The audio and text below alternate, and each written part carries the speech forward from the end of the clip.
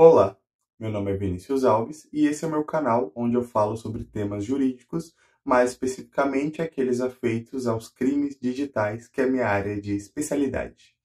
Bom, hoje estou aqui para falar sobre revenge porn e sextortion. Esse conteúdo já estava na programação, só que por conta da notícia que saiu hoje do Metrópolis sobre a condenação do homem que estava chantageando um jovem já há 2 anos com nudes e conteúdos sexuais, resolvi passar esse vídeo na lista de prioridades para gravar. Bem, do que se trata esses dois crimes?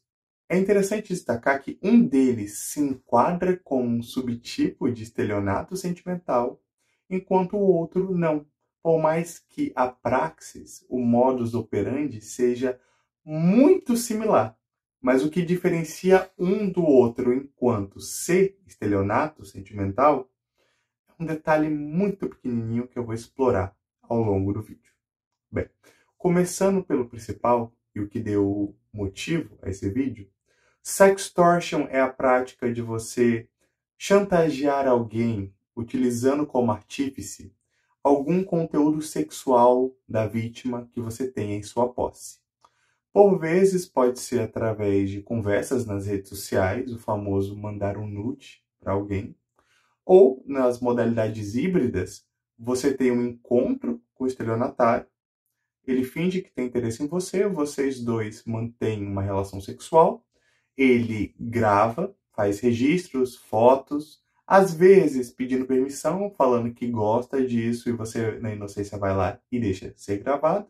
Em outras, ele nem avisa, ele deixa já tudo escondido, câmeras escondidas e tudo mais. E depois disso, depois desse encontro, no caso das redes sociais, depois da troca de mensagens, o golpista fala que quer X reais, determinada quantia, ou ele vai expor esses conteúdos nas redes ou para a família da vítima. O que leva a pessoa a ser coagida a fazer com medo da exposição social. Essa é a base do sextortion. Então, é um estelionato sentimental de uma modalidade mais agressiva. Ele busca atrair a vítima para uma armadilha, e uma vez na armadilha engendrada, a vítima não vê escapatória. Muitas vezes ela sente medo e acaba cedendo pela perspectiva da vergonha de ser exposto. Pois bem, tem um exemplo muito interessante na teledramaturgia brasileira. Inclusive mostra como esse crime é mais perigoso hoje do que nunca, porque essa novela é de uma época em que a internet ainda estava engatinhando, que é Caminho das Índias, 2009, da Rede Globo. Se eu não me engano, Glória Pérez, a autora da novela. Dentre os diversos roteiros e enredos da história, tem ali o núcleo protagonizado pela Maitê Proença. Sim, foi a Maitê Proença que era a atriz foco desse núcleo, em que ela é vítima de um golpista, que ele se fingia de interessado nela, todo um romance, vale destacar, ela tem todo um contexto de um casamento falido, sem amor, e acabou sendo seduzida por esse golpista. Inclusive, estava até disposta a largar o marido para viver com esse amante, só que ele já tinha se aproximado dela visando dinheiro. Então, o que foi que ele fez?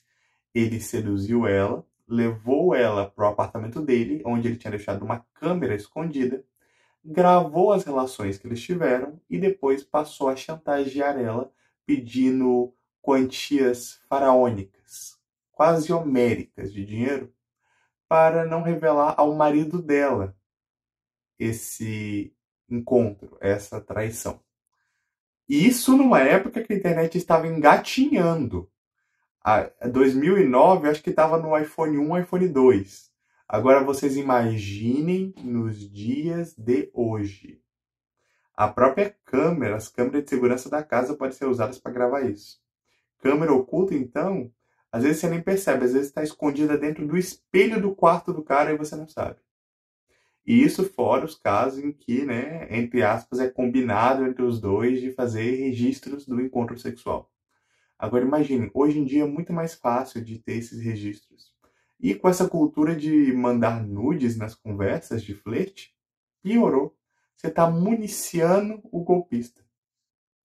Então, é uma prática incisiva, violenta, agressiva, que é agressiva por quê? Porque o golpista logo se desmascara. No estelionato sentimental padrão, corriqueiro, o love scam, golpe do novinho também é incisivo e agressivo. O love scam, em geral, ele tem toda aquela linguagem doce, mesmo que sexual, doce de eu quero um relacionamento com você e vai te envolvendo até o ponto que a pessoa aplica o golpe e subtrai a quantia. Você nem percebe a facada até ser tarde. Aqui não.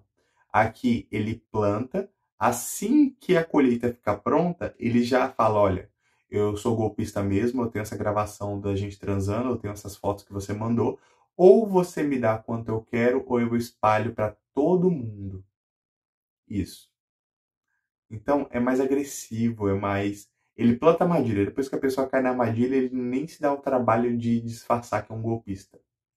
E aí tem várias coisas que podem complicar toda essa situação, né, gente? Bora considerar que a pessoa pode ser não assumida, a pessoa pode ser casada.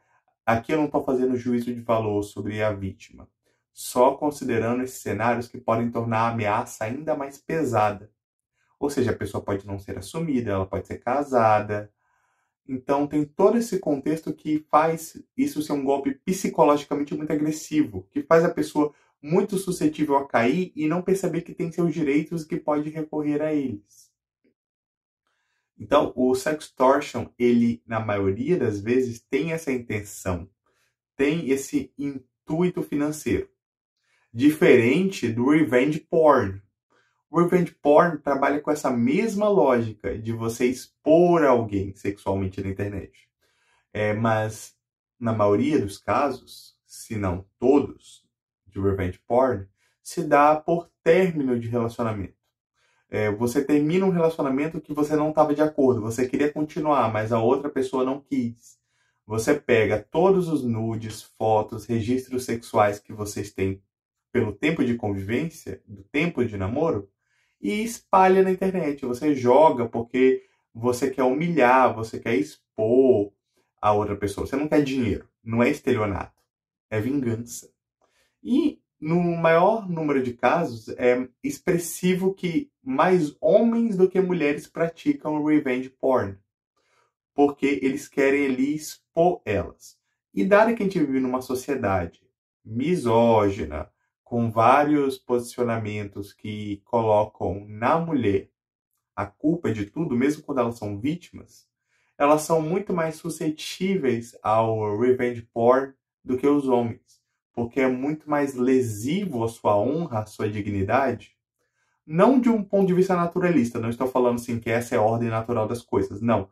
Mas pela construção social na qual nós vivemos, existimos, habitamos, os encargos e julgamentos públicos sobre esse tipo de situação é muito mais pesado, recai muito mais pesadamente sobre a figura da mulher do que sobre a figura do homem. Não que o homem não possa sofrer com isso. Pode, acontece, tem casos de revenge porn em que é a mulher não satisfeita com o fim do relacionamento expõe o homem, mas os casos que homens são vítimas de revenge porn são, na maioria dos casos, em casais homoafetivos.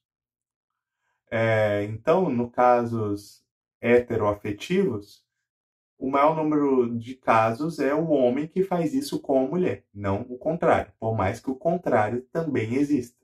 Afinal, é muito mais pesado, é muito mais agressivo contra a mulher. O homem também vai sofrer ali uma coisa vexatória, só que não vai chegar nem perto do julgamento, do linchamento virtual que é para a mulher.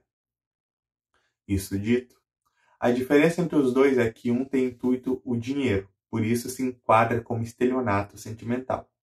O outro, não, ele quer vingança. Ele é sentimental, mas não é estelionato, é vingança. É recalque, é não aceitar o fim daquela relação. Bom, essa é a diferença essencial entre os dois, e eu acho importante destacar, até para entender que os crimes digitais são vastos, e um detalhe pode mudar tudo. e que nem tudo se resume a estelionato sentimental. Existem diversas outras práticas. Bom, os próximos conteúdos que eu vou lançar aqui serão ligados ainda a estelionato, mas não mais sentimental. Vou abordar alguns outros estelionatos digitais, como o golpe da falsa central, do falso investidor financeiro e outras modalidades assim. E após isso, migrar para falar sobre outros golpes digitais. Bom, espero que tenham gostado. Curtam, deixem um comentário, isso é muito importante para saber se eu estou fazendo uma entrega de qualidade para vocês. E até o próximo vídeo.